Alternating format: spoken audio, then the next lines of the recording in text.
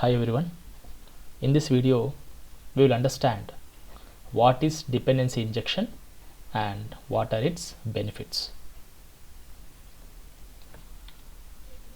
Okay. So what is dependency injection? By definition, basically if someone asks you what is dependency injection, because nowadays it is a very popular interview question. Even I faced this interview question couple of times in interviews. So simply we can say it's basically a design pattern, okay, used to achieve inversion of control in software development. So what do you mean by inversion of control? So it is nothing but control of object creation and life cycle is shifted from the application code to an external component, often called as container. For example, if you take Spring framework, in Spring framework we have a container we call it as application context. So that will take the responsibility of creating object and maintaining the life cycle of the objects.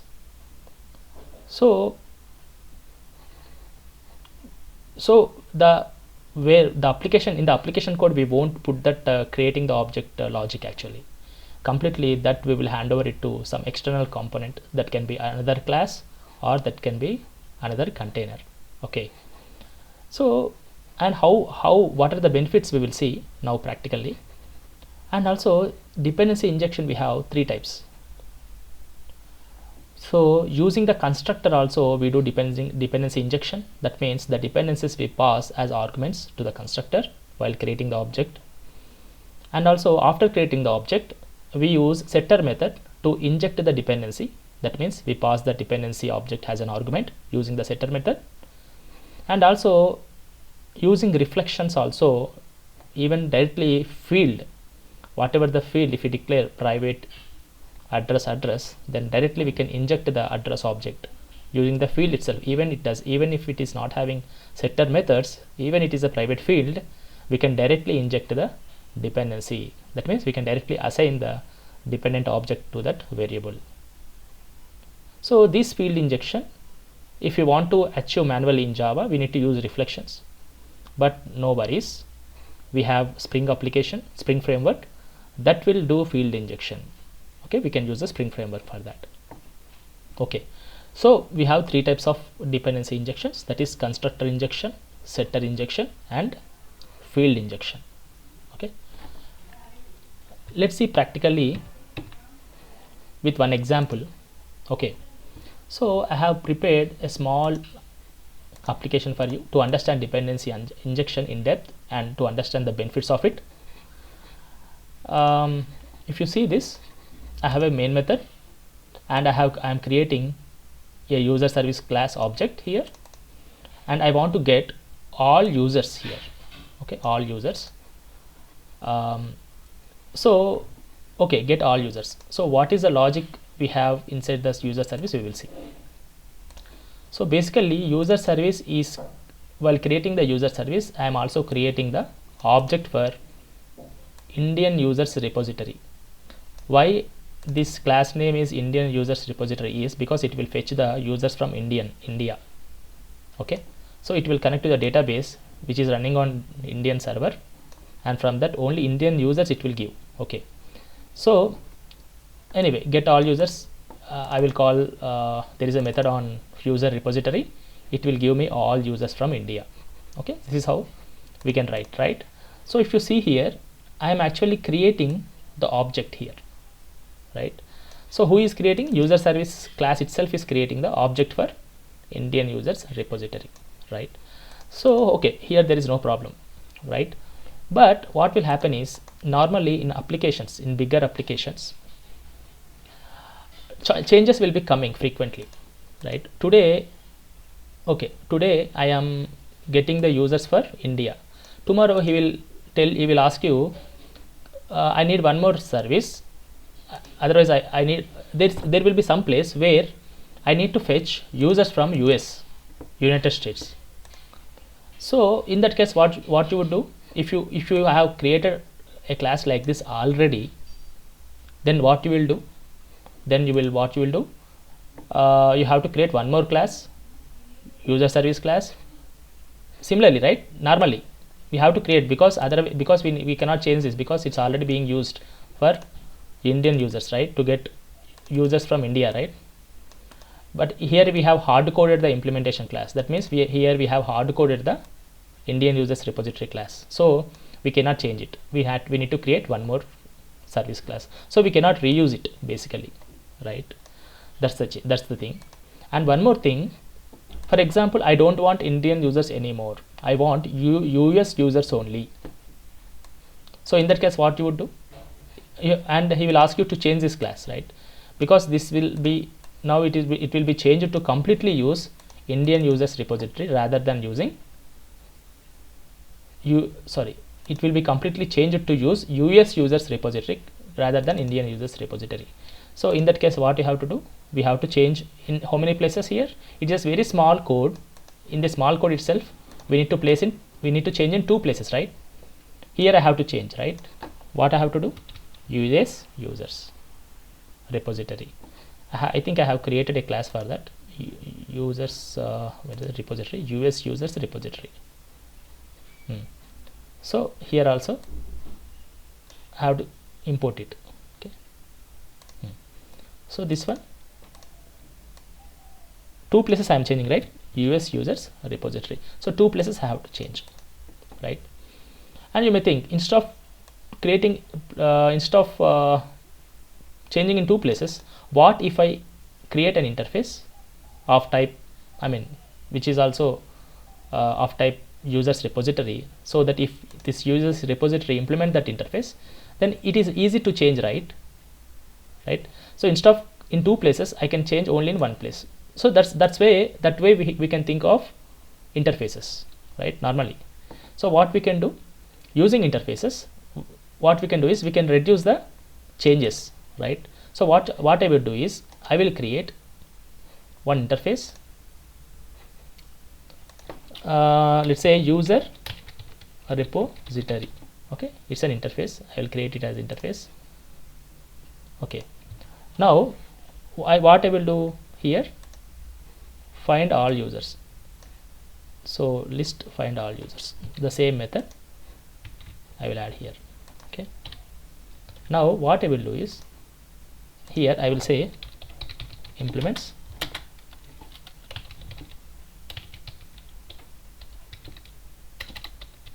user repository. Okay, similarly US users repository also I will implement users repository. Now at the start, if I have created like this user repository, I think I have to import it here. Yeah, so if I did like this, now for example, if I want to change US users repository to Indian users repository, no need to change in 2 places now, because this is an implementation class for this, right. So here only this place is fine, right, Indian users repository. So it minimizes the changes, right, when we use the interface. Note this point, interfaces, using interfaces is a good approach, because when we, instead of directly using the classes, if we use interfaces, this is the advantage. Whenever we need to change the implementation, we can easily change the implementation, right. Here I can easily change, but in 1 line, but still I have to come to this class and change, right. This is the problem here. So what Java people thought that, one design pattern came into the picture, where this creating the implementation class directly within the class, within the application logic, we are losing some benefits. So what they did is, this creating the object, we will hand over it to some other component or some other framework or container. They will create it for you and they will provide you. Wherever we are creating the service, right here, let's say I am creating the user service here, right. So here what I can do is, I can pass the repository object here directly. So who will take the responsibility? The main class will take. This is an external component to user service, right. So in the external component, I will this main class will take the responsibility to create the object for users repository, Indian users repository, and it will pass as an argument to the constructor. So let's change this one, like let's say I will make it as user repository, right? So what will happen here now? I have to just assign this value to here. That's it. Observe this one. What is happening here? Now see, fantastic, right? See, I don't have the class here, right? I don't have the Indian users repository or US users repository here. I have only user repository. It can have any number of implementation classes, right? So I got rid of creating the object, hard-coded classes object, right? So if you observe this, it is independent of the user repository implementation class, right? Now tomorrow if I want to change this one to use US users repository or Indian users repository, no need to come into this class and no need to do any changes, right?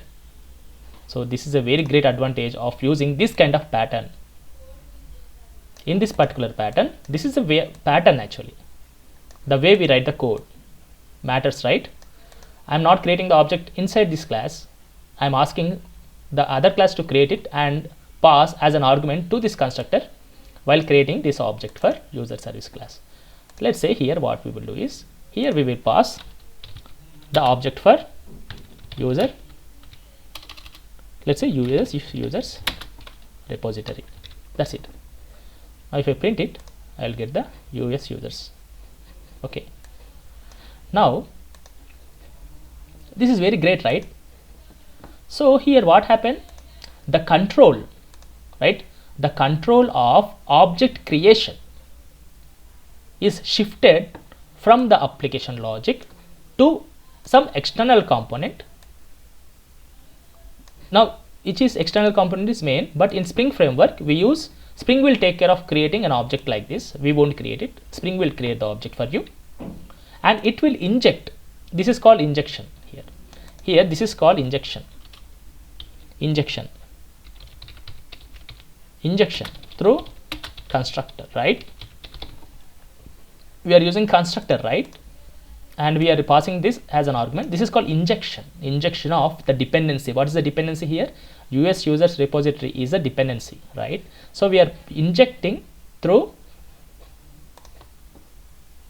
constructor, right? This is called, or we call it as constructor injection, right? Here we are using constructor to inject the dependency, so we call it as constructor injection. So this is called, actually we are injecting the dependency, right? So this is called dependency injection,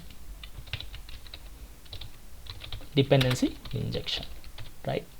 So this is what we need to understand. So what is the advantage we are getting here?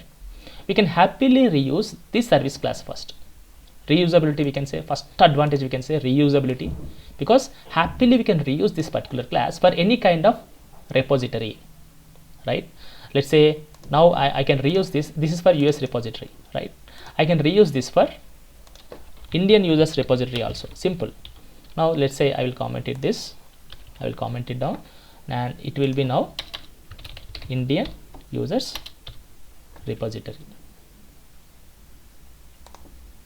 That's it. Now it will give me the users from India. Okay. So this is the advantage. So reusability came into the picture using this dependency injection. If someone asks you what are the benefits you are going to get if you use dependency injection design pattern, then simply we can say the first thing we can say reusability. And only the reusability. One more thing we can check, that is if you do this kind of coding, dependency injection pattern, if you do like this, one more advantage we will get. What is that? You know, while testing, let's say we are testing, we have to test user service class. By the time we test it, we don't have this implementation class ready. Indian user repository class is not ready yet. Are you able to stop the testing, or you will continue with your testing? Simply we can say we will continue with our testing by using some mock object here. Without Indian users, I can also pass use the US users repository to complete my user service class testing, right? So testing is very easy, right? Because of this approach, it enhances the testing, right? Testability is improved, right? So this is one more advantage. What is the first advantage? Reusability. And what is the second advantage? Testability. Improved testability, we can say. Improved testability, we can say, right? And what is another advantage? If you see, now user service is it completely depending on US users repository or Indian users repository? No, right? It is decoupled, right? So it is also using this dependency injection. Also, we can say they are loosely coupled now, right? They are not tightly coupled. Before, when we are creating the object here itself, those are tightly coupled, because without the implementation class there is no user service class. Now user service class is there even without the implementation class. It is independent, right? So it is loosely coupled. We can say they are decoupled completely, right? We can say loosely coupled or decoupled components. We can achieve decoupled components, right? And if you see this user service, it is completely responsible to do the actions only related to the user service. Let's say get all the users or create users, something using the users repository. But is it taking any other responsibility other than related to user service? Is it taking any other responsibilities such as creating the user repository or doing something? No, right? So it is also enhancing the single responsibility principle. We can say promoting single responsible, or we can say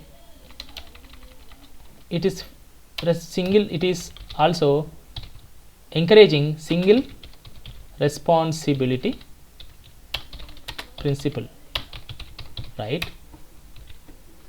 Reusability is there, improved testability, decoupled components, or we can say loosely coupled, right? And single responsibility principle is there. And also, since we are using interfaces here, it is also promoting interfaces, right? Interfaces and abstractions, right? Promoting, right? It is promoting the usage of interfaces. Now we also know the importance of interfaces now with this dependency injection. That is all promoting, right?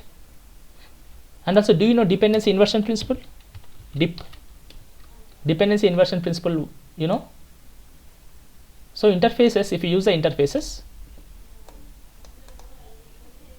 we can achieve the dependency injection very easily, right? So in the dependency inversion principle also, we use the interfaces. This is also same like dependency injection only, but this is a dependency. This is one of the solid principles. Do you know? Dependency inversion principle.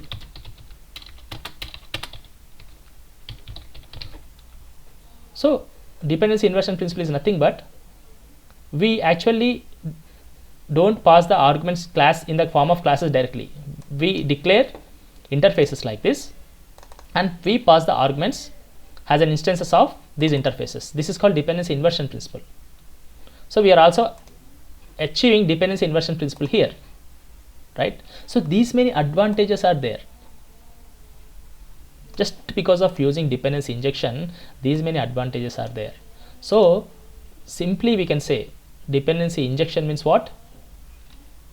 It is a design pattern in which the control of creation of object or maintaining the life cycle of the object is completely shifted from the application logic to some external component. That can be a container in a dependency injection framework like Spring framework. That may be a container, or if it is plain, if it is a plain Java code, then that creating the object will be moved to some other component. Here example, if it is here it is main, but in real-time applications it can be moved to some other external classes. Okay, so this is what we need to understand. Okay, So these are the benefits of dependency injection. In Spring Framework, dependency injection is a main feature. So who will do the dependency injection in Spring Framework? Spring will do the dependency injection. In Spring Framework, if I want to create like this, Spring will do that for us. Okay, so in the next video we will learn an important concept called application context, and how the application context will be doing dependency injection we will be understanding. Okay, so this is the plain important concept. Definitely you can expect this question if you are a Spring developer, or if you are willing to learn Spring and if you want to face Java interviews, definitely this one you have to know. Okay, and what are the benefits on a high level we will see. So what are the benefits of dependency injection? We saw, right, decoupling of components, improved testability, flexibility and reusability. It promotes single responsibility principle, and also it enhances code readability. We can see that after changing into dependency injection pattern, we can see the code readability also improved. Right, there is no clumsy code, right, like creating the objects, providing the dependencies, not there, right. Readability got improved, and it also facilitates dependency inversion principle. So dependency inversion principle is nothing but where the dependency is provided by some other component, where we use the interfaces actually. So that's why here if we use interfaces, then we can say here it is also facilitates dependency inversion principle. It is one of the 5 solid principles, so it is very important. Okay, so overall dependency injection promotes better software design, enhances maintainability, because tomorrow if any new changes comes, easily we can change that, right, because components are decoupled, so it is easy to maintain, right, and improves testability by reducing coupling between components and promoting the use of interfaces and abstractions. So this is what we need to know about dependency injection. Okay, congratulations for learning what is dependency injection. Please subscribe for more videos. Thank you for watching.